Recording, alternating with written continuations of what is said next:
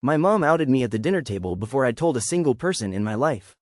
I'm 17, and up until this spring, exactly 0 people knew I had a boyfriend. Not my best friend, not my sister, nobody. His name is Sam. We met at a robotics thing 2 towns over, and we'd been together 4 months, very carefully, very quietly, because I wasn't ready for my family to know and honestly wasn't sure how my mom specifically would take it. We were at my grandparents' house for our annual trip planning dinner, the one where we argue about which week in August works for the lake house, 12 of us crammed around 2 pushed together tables. My mom, out of absolutely nowhere, looked at me over the mashed potatoes and asked if I wanted to invite your boyfriend this year, since you clearly have one now. The table went quiet in that specific way where you can hear the air conditioner. My little cousin Ren, who's 10, asked, "Wait, boyfriend?" like it was the most exciting sentence anyone had ever said at that table. My Aunt Ronnie set her fork down very slowly, watching me, not my mom, waiting to see what I'd do. I just said, "That's not funny," because it was the only sentence available to me in that moment, and my voice came out smaller than I wanted it to. My mom didn't back off. She kept going, actually smiling, like she thought this was a nice moment. "Oh come on, you smell different, you've been ironing your shirts, I'm your mother, I notice things." She said it like she was proud of herself for putting it together, like she'd solved a puzzle instead of opening a door I hadn't finished building yet. I got up from the table and said I needed air, and I heard my grandfather, Pop, say, "Let him go," behind me in a tone I couldn't read. I sat on the porch steps for I don't know how long. My hands wouldn't stop shaking, which felt stupid because nothing bad had technically happened yet, nobody had yelled, nobody had thrown anything, but I felt like I'd been unzipped in front of 12 people without my permission.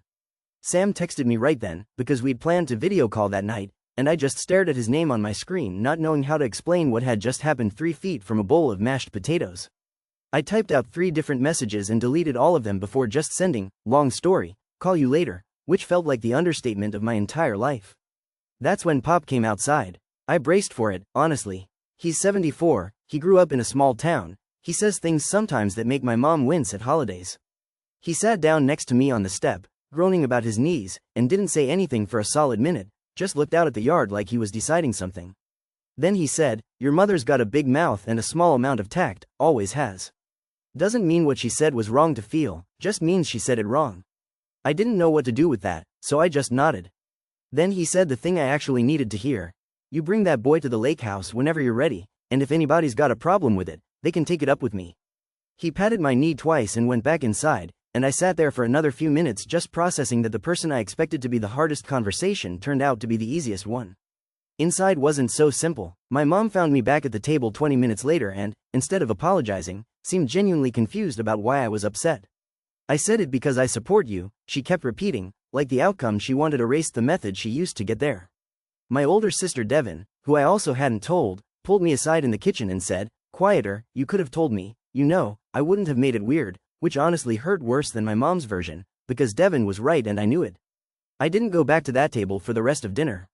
I stayed in the kitchen with Devin, who made me a plate and didn't ask any more questions, which was exactly what I needed. When I finally called Sam that night from my car in the driveway, he went quiet for a second and then just said, "Okay, but are you okay?" Which is when I actually started crying, because out of everyone that day, he was the first person to ask about me instead of the situation. My mom tried to bring it up again in the car on the drive home a few days later, saying she just wanted to plan around Sam for the lake house, and I told her that wasn't the point. The point was that she took something that was mine to say and said it for me, in front of everyone, over mashed potatoes, like it was a fun fact she'd been saving up. She didn't really get it that night. She kept saying, but I was being supportive, like support and consent were the same thing. It took her almost 2 weeks, and one very long conversation where I finally said the sentence, "You outed me," out loud, using that exact word, before she actually stopped and apologized without adding a "but." She said she'd been so excited about the idea of me being happy that she hadn't thought about whether I was ready for everyone else to know. It wasn't a perfect apology. It was late, but it was real, and I could tell she meant it, mostly because she didn't try to explain it away afterward the way she usually does with things. Sam came to the lake house in August.